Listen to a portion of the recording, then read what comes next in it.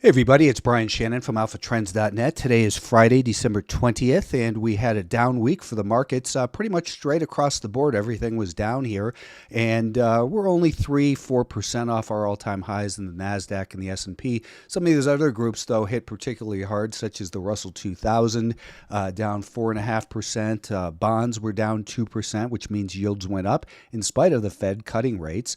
And energy names lost 6%. So let's take a look at these charts and make some sense of it. We'll start with the trading view, and here it just makes it so much easier to see that where we are in relation to the 5-day moving average. And that 5-day moving average, when we're below it and the direction of that 5-day moving average is lower, then you're going to see this shading red, and you can see that's where we are for the S&P 500, for the NASDAQ, for the semiconductors, and the Russell 2000. So, today we got a bounce and a downtrend. For the S&P 500, it came perfectly, just perfectly to the anchor off of this low. That's a level I've been talking about, and these are, as we know, levels of interest. Just like the anchor from the election was a level of interest.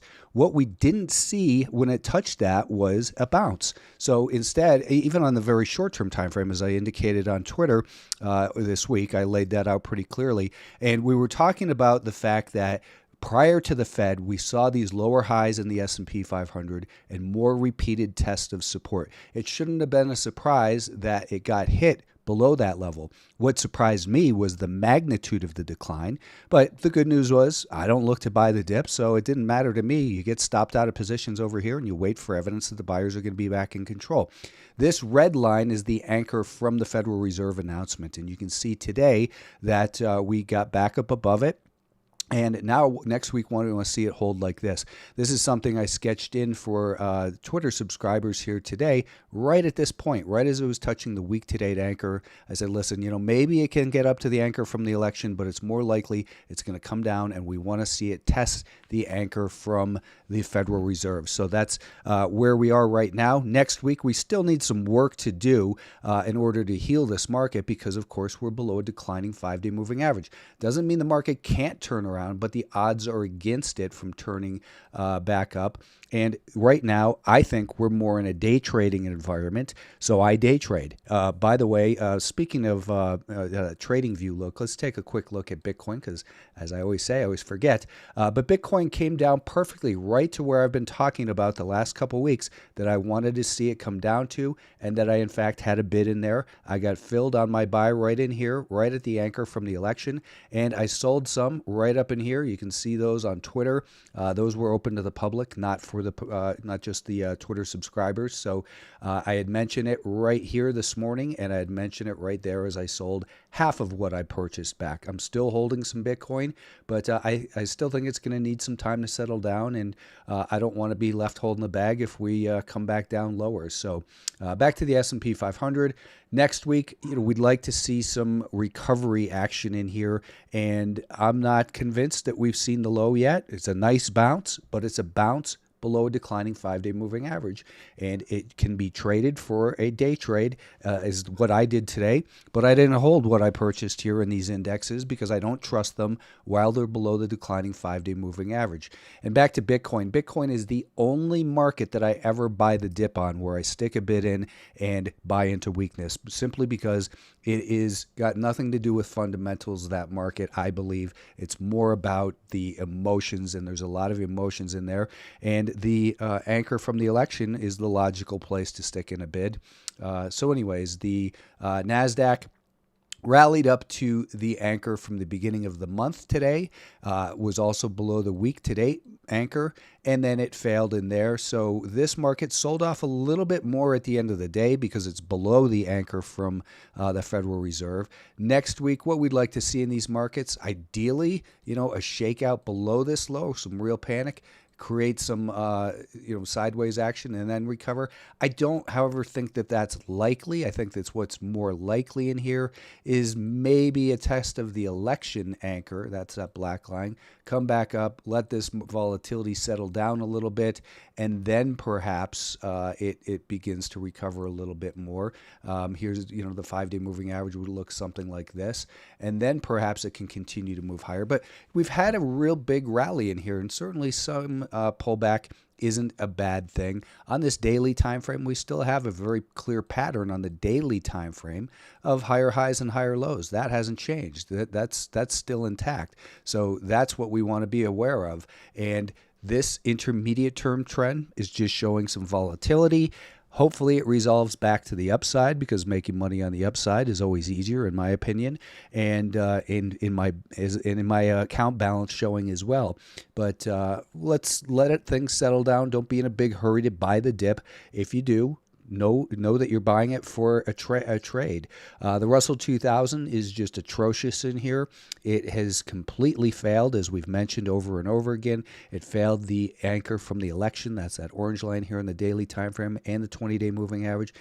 Didn't even slow down at that 50-day moving average. Didn't slow down at the anchor off of the August low. And I'm still thinking and hoping that we see it come down to the anchor off of the April low, which is about where the 200-day moving average is as well.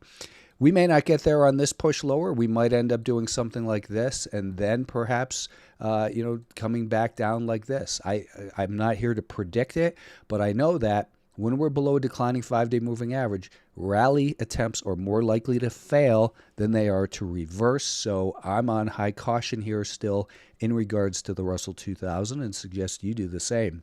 Semiconductors still flirting with that 200-day moving average. That's this black line right here. You can see we dipped down below it and closed above it today. So, so people who are defending the 200-day moving average, big institutions, great.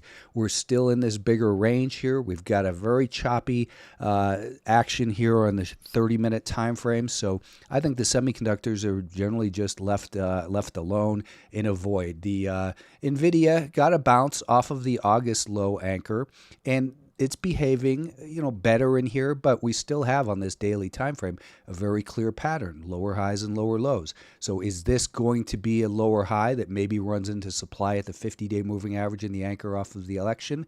And then maybe if it is, well, then maybe it can build a higher low and then turn higher, something like this. I wouldn't look for a quick turnaround from here. You'd need to see a higher low first before you can expect to see a sustainable upside rally. This is just a bounce with below a declining 20 and 50-day moving average is the way I'm looking at it. Biotechs, they are trying to stabilize near the anchor off of the 2023 low. That's this anchor right here. They're just a mess. They're in terrible shape. They've been all kinds of volatile since the election, and the bottom line is they're in a downtrend. They have come down close to the measured move. This is 105. This is 90. Let's call it 91, so 14 points. This is, let's just call it 100. A measured move objective brings us down to 86. So that's still possible. I don't use those as hard and fast levels that it has to go to. And if you know my work, I don't do price targets. I just listen to the message of the market and manage risk based around those levels. But on the 30-minute time frame here on the right, we have a very clear pattern here as well. This is a pattern of lower highs and lower lows. So, these are best left alone. Don't go in there and buy the dip and throw your money away just because you think it's down too much.